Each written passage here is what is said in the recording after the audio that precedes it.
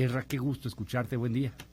Hola, buenos días Luis, buenos días al auditorio. Pues sí, parecería ser que algo que tendría que manejarse en tribunales y que en todo caso, pues cuando se utilizó este mecanismo en el pasado,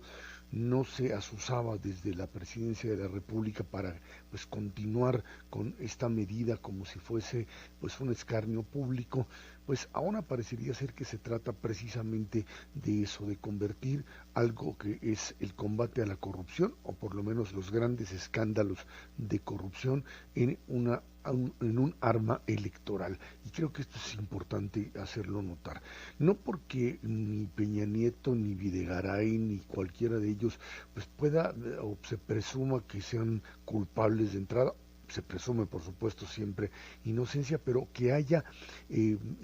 pues total confianza de que no pasó nada. Es cierto que existen allí indicios de irregularidades, pero eso tendrá necesariamente que establecerlo un juez como tal, un aparato judicial que sería el que estaría pues presentando allí las pruebas o ante quien se presentarían las pruebas. En este caso, pues cuando desde la cúpula del poder se empieza a soltar la información con respecto a que tanto el expresidente Peña Nieto como el expresidente Calderón, pues estarían involucrados, se van en dos presidencias atrás, en casos de irregularidades y se empiezan a tratar de documentar y se trata de traer a declarar a esos presidentes, a esos expresidentes, pues independientemente de que se tiene, por supuesto, la posibilidad legal de hacerlo, el hecho de que se les diga o que se genere una confrontación desde la presidencia de la República, desde el propio presidente López Obrador, tiene un eje fundamental y es pues la descalificación de lo que él considera el pasado neoliberal. Por un lado, es esa idea que va, dice el propio López Obrador, desde la época de Miguel de la Madrid y a partir de ese momento, más bien desde Salinas y por supuesto de la Madrid y los demás, en medio de lo que podría ser ese concepto neoliberal que hay que borrar en términos de legitimidad. Pero lo que más le importa en términos de acabar con esa legitimidad, Luis, es básicamente con la figura de Calderón en este momento, un Peña Nieto que está pues prácticamente deshecho por los escándalos que se manejan y en ese sentido determinadas figuras que todavía están en la política activa. Con Felipe Calderón pues tiene por supuesto agravios permanentes, así como los tiene con Rosario Robles y por eso se aplican distintas varas a la hora de medir los delitos a alguien como Lozoya que coopera y alguien como Rosario Robles que no coopera, bueno, pues simplemente con Calderón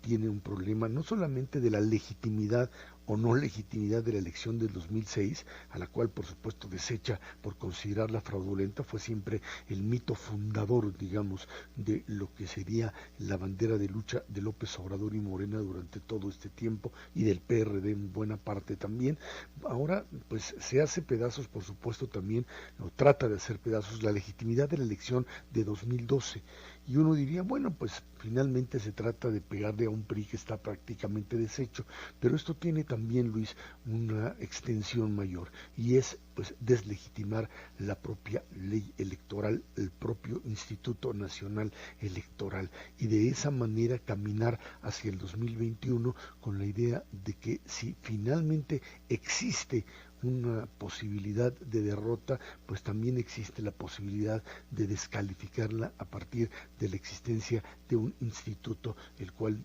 pues diría, fue el causante, independientemente de que fuera IFE o INE, de esa derrota por no ser un instrumento legítimo, un instrumento válido, y por lo tanto la democracia mexicana tendría, entre comillas, que reconstruirse. Un intento de deslegitimar todo el pasado de la transición o del México democrático para reconstruir este concepto de democracia liberal en donde todo el esquema hecho de la transición democrática pasaría a ser parte simplemente de una simulación que hay que acabar bajo el concepto de la bandera democrática. Eh, eh, eh, esta